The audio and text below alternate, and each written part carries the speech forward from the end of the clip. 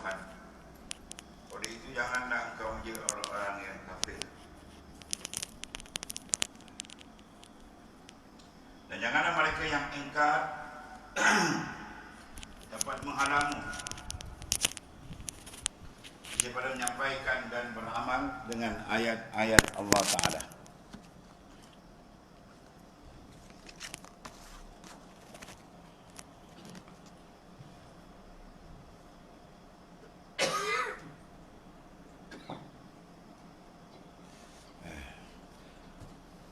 Sesudah ia diturunkan kepadamu dan seluruhlah manusia kepada agama Tuhan, dan janganlah engkau menjadi golongan yang menyertai orang-orang musyrik, dan janganlah engkau menyembah Tuhan yang lain bersama-sama Allah Ta'ala, iaitu Tuhan melainkan Dia. Tiap-tiap suatu akan binasa melainkan zat Allah Ta'ala. Maka nyatalah kuasa memutuskan segala hukum, dan kepadanya lah kamu semua dikembalikan untuk dihitung amal masing-masing dan menerima balasan. Tafsirnya, perbezaan ahli tafsir. Mana berlaku ikhtilaf di kalangan ulama tafsir tentang apa yang dimaksudkan dengan kata ma'ad. Ya, dengan kata ma'ad. Laraduka ila ma'ad, ma'adin dan ma'ad. Sebahagian pendapat bahawa yang dimaksudkan dengan perkataan itu ialah hari kiamat. Yang lain berpendapat ialah kota Mekah. Sehingga ayat ini merupakan janji daripada Allah SWT bahawa Nabi besar kita Muhammad SAW akan kembali ke Mekah balik.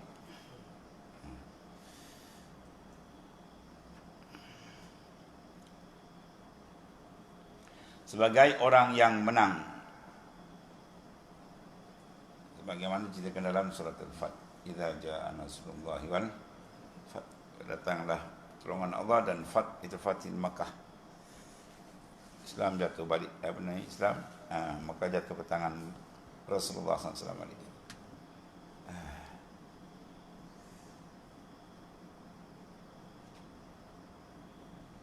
Yang mana sudah menjadi kenyataan pada tahun ke-8 Hijrah, sewaktu Nabi menakluk kota Mekah. Dan ini merupakan satu mukjizat Nabi besar kita Muhammad SAW.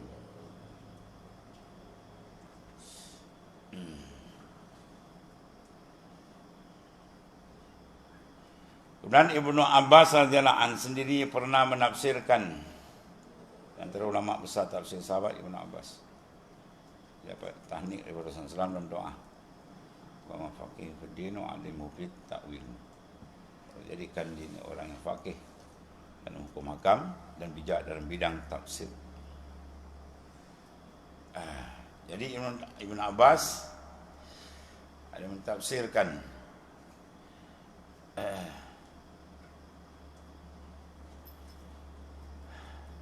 kata ini dengan apa? Maksud dia kematian. Radu kata maknanya mati, kematian.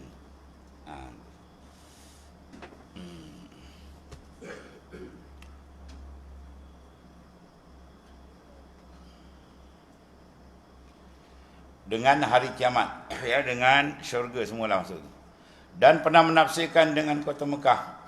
Wallahu a'lam bissawab. Sallallahu ta'ala apa maksud yang sebenarnya.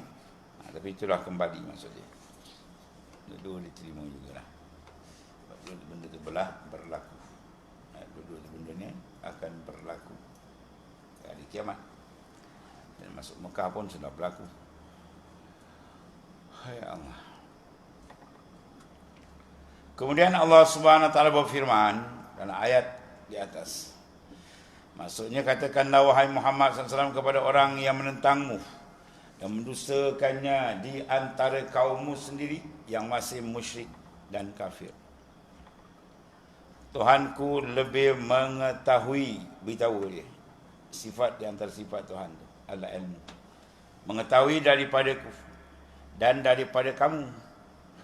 Tuhanku lebih mengetahui daripadaku dan daripada kamu. Siapa yang mendapat hidayat petunjuk, ya, semua dah ada dalam ilmu Tuhan.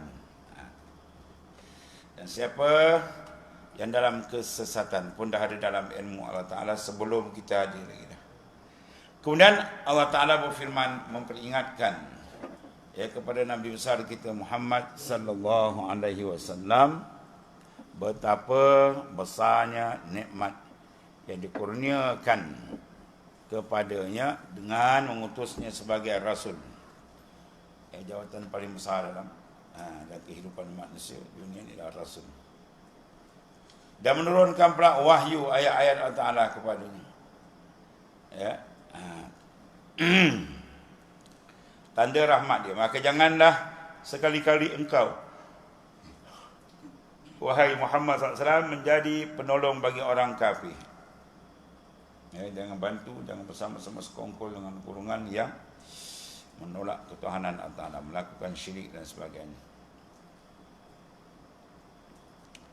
Tetapi tinggalkanlah mereka dan jangan sampai engkau dihalang daripada berdakwah, menyampaikan ayat-ayat Allah Ta'ala kepada umat manusia. Dan ajaklah mereka menyembah kepada Allah Ta'ala. Itu tugas zahir kepada Nabi sallallahu alaihi wasallam. Kerana Allah Ta'ala lah tempat yang layak disembah, zat yang layak disembah, dipertuhankan. Hanya dialah yang kekal dan segala sesuatu selainnya akan binasa. Baginya lah segala penentuan dan kekuasaan, dan hanya kepadanya lah segala sesuatu akan dikembalikan.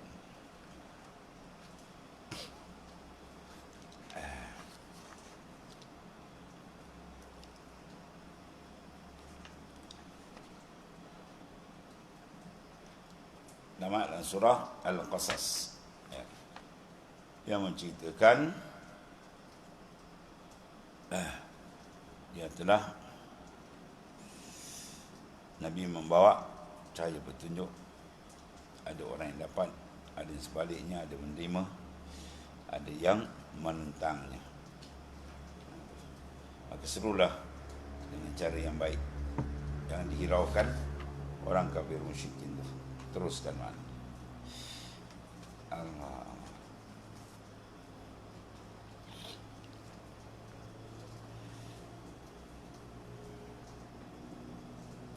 Berakhir tafsir suratul Qasas, disusuli pula tafsir surah Al-Ankabut.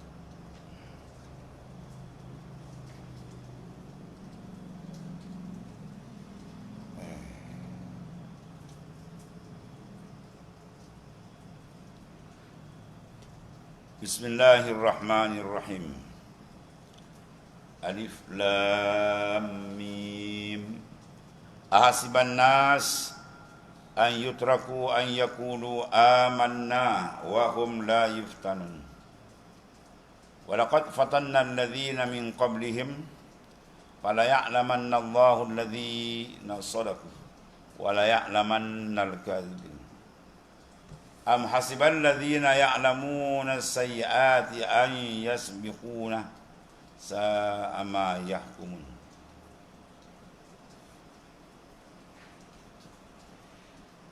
Dengan nama Allah Ta'ala yang Maha Pemurah lagi Maha Mengasihani. Alif Lam Mim itu huruf muqatta'ah. Sangat daripada ijaz Quran. Patutkah manusia menyangka? Maknanya tidak boleh menjadi satu perkara sangkaan yang tak betul. Patutkah manusia menyangka bahawa mereka akan dibiarkan dengan hanya berkata kami beriman, sedangkan mereka tidak diuji dengan satu cubaan.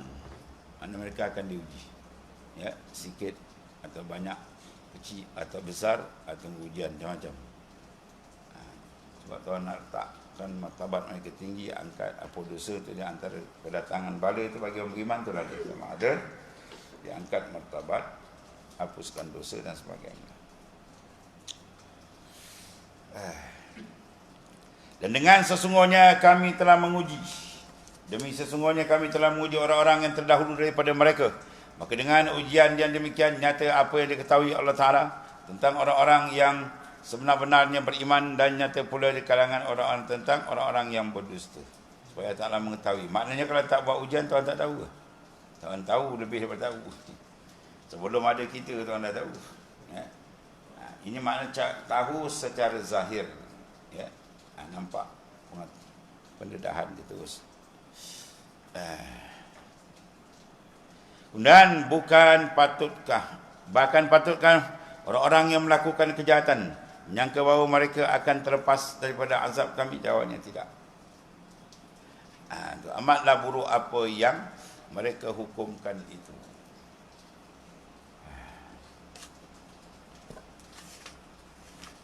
Tafsirnya, Allah Subhanahu Wa Taala bertanya dengan nada ancaman.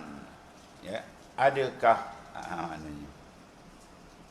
patut manusia itu menyangka? Jangan kamu ikutkan sangkaan yang tidak betul, itu maksudnya. Apa dia sangkaan betul? Tak kena uji. Tidak bagaimana pula kita nak uji-uji. Jangan, Tuhan akan uji. Bahkan lagi kuat iman, lagi kuat ujian.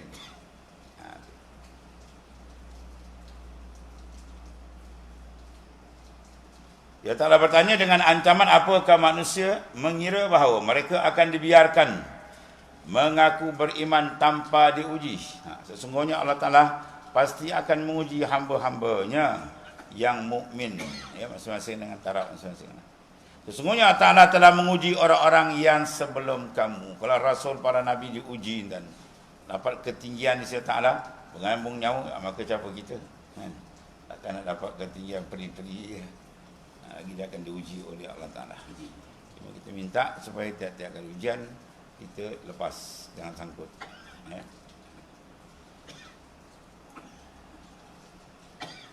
Dan Allah SWT berfirman dalam surah Al-Baqarah, am hasibtum an tadkhulul jannah walamma ya'tikum mathalul ladzina khalau min qablikum massathumul ba'sa wad-dharra wa zulzilu hatta yaqula ar-rasul walladzina ma'ahu walladzina amanu ma'ah mata nasrullah ala inna nasrallahi qarib. Tuan-tuan jawab.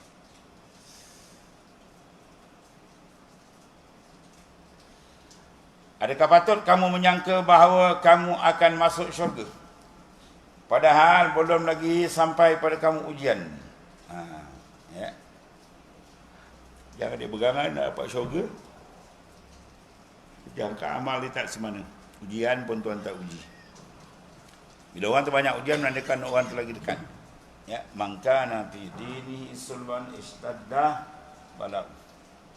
Tapi yang kuat berpegang dengan agama Allah, lagi kuat Tuhan uji. Dia kena faham ujian tu untuk apa? Mengangkat martabat yang mendekatkan diri dengan Allah. Allah.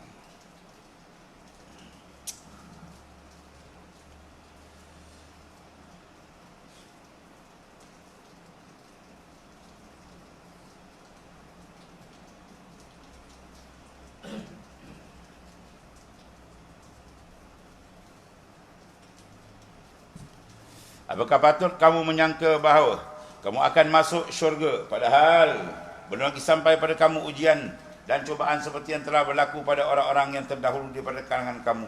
Mereka telah ditimpa kepapaan. Dahsyat. Kita nak uji dia dengan apa? Kepapaan, kesusahan, kemusnahan harta benda, dan serangan penyakit, macam-macam penyakit tadi. Ya, kita kena COVID pun minta pukang. Minta pukang satu dunia kan.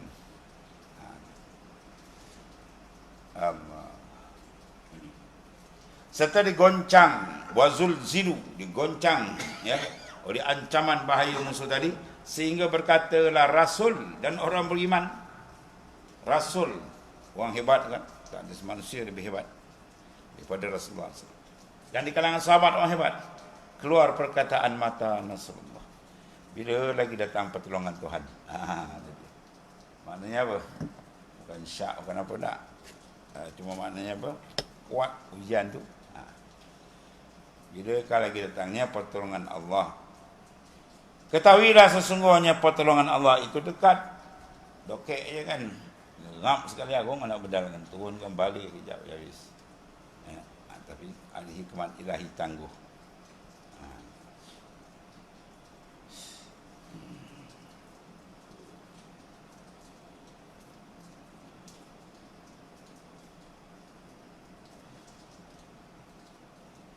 Sehingga berkatalah Rasul SAW dan orang yang beriman yang ada bersamanya, bila datangnya pertolongan Allah, ketahuilah sesungguhnya pertolongan Allah itu dekat, ya. Asalkan kamu bersabar dan berpegang teguh kepada agamanya, maka insya-Allah dia akan sampai. Ya, dekat, tak usah risau. Sebab Tuhan dah janji tu, ya. Wala yansurannallahu man yansur. Tuhan akan bantu orang yang membantu agama dia, buat agama dia, insya-Allah. Jaminan tu ada. Tapi kena uji lah, macam ujian. Sebab kita minta supaya bila diuji kita tidak sangkut, ya, kita lulus semuanya. Habis. Kemudian kau ta'ala mangkana yadu liqa Allah fa inna ajra Allah la'at ila akhir ayat. Astagfirullah.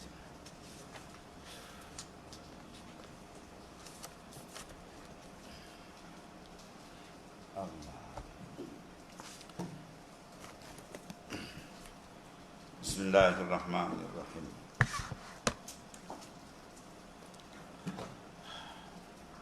Wa qala al-Imam Nawawi radhiyallahu anhu.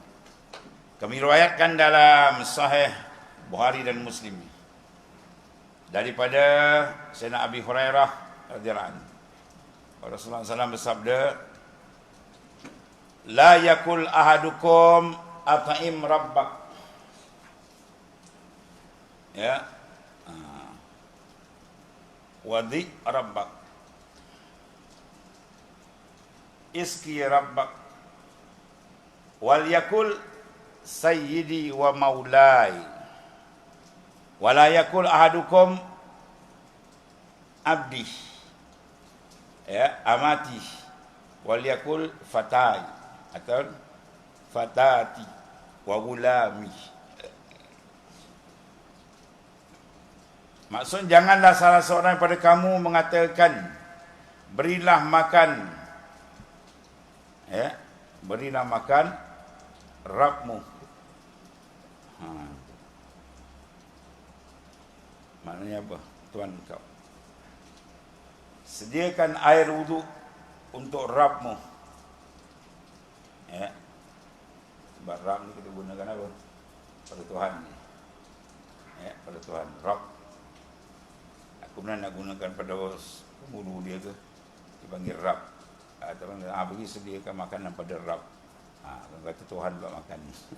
Lafaz itu digunakan untuk Allah Ta'ala. Tetapi hendaklah mengatakan Sayyid atau Maulai. Sayyid mana penghulu. Ataupun ketua, bos dia, yang panggil Rabb. Dan jangan salah seorang daripada kamu mengatakan abdi atau amati. Abdi laki-laki, amati perempuan. Tetapi hendaklah dia mengucapkan fataya ataupun fatat ataupun gulam, ya. Fatati ataupun gulam. Itu makna panggilan baik. Maksudnya apa ni? Dalam memanggil orang biar orang selesa dengar. Dia ada nama, pangkat pada tu yang baik. Jangan pergi gelar benda tak elok. Cakapan kita kalau terusik hati dia tu, menyakiti dia haram. Ini nama dah baik-baik, orang bagi dia gelau macam-macam. Orang tu dengar pun sakit hati. Jadi maknanya menyakitkan hati orang beriman tu haram. Masukkan kegembiraan dalam hati orang beriman itu ibadat. Dakhal syurur ala qalbil mu'minin ibadat. Masukkan gembira dalam hati orang beriman itu ibadat. Bahawa beriman ni ada nilai di sisi Allah Ta'ala. Tuhan memberikan keutamaan. Ada tu antara adab-adab cara jangan sebut Rabb dengan. Rabb tu asal makna apa? Yang mengawal, menjaga, Rabbul Alamin. Jadi dia ni kuli, Tuhan jaga dia. Ada nak kata Tuhan ni pula pakai kafar lafaz Rabb tak boleh. Sayyid tak apa. Yes. Allah. Kemudian dalam riwayat Imam Muslim disebut, wala yakul ahadukum rabbi wal yakul sayyidi. Ya, sayyidi wa maulaya atau wa maulai. Janganlah salah seorang daripada kamu mengatakan Rabbku. Tuhan dia itu dipanggil Rabb. Rabb ni lapang untuk Tuhan dia, Tuhan, Rabb. Tetapi hendaklah dia mengatakan Sayyid, ya Sayyidi, wahai penghuluku. Itu tak apa. Sama ya maulai, maulai sama juga. Dia punya penghulu. Habis. Itu cara-cara kita memanggil. Diajar habis oleh Rasulullah SAW. Dan satu lagi hadis riwayatkan Imam Muslim, lainnya disebutkan apa? La yakullanna ahadukum abdi wa amati fa kullukum abidun. La yakulil abd ya rabbi wal yakul sayyidi. Janganlah seorang daripada kamu mengatakan abdi dan ama. Abdi laki-laki, amati yang perempuan.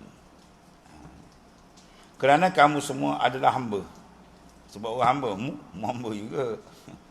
Standard kita semua sama, hakikat ialah hamba Allah Ta'ala. Dan janganlah kamu sebagai seorang hamba, janganlah seorang hamba mengatakan Rabbi, dia panggil Tuhan dia, ya Rabbi. Maknanya yang menjaga aku. Tak boleh. Rabb tu lapas khan untuk Allah Ta'ala. Tetapi hendaklah dia mengucapkan Sayyidi. Ya, wahai Tuan. Sayyid tu mana Tuan lah. Khabar Tuan, Tuan. Ya. Ada panggil Sayyid, Sayyid. Itu maknanya perkara yang berhubung dengan lapas-lapas panggilan yang diajar oleh baginda sallallahu alaihi wasallam. Wallahu a'lam. Sadaqah Rasulullah.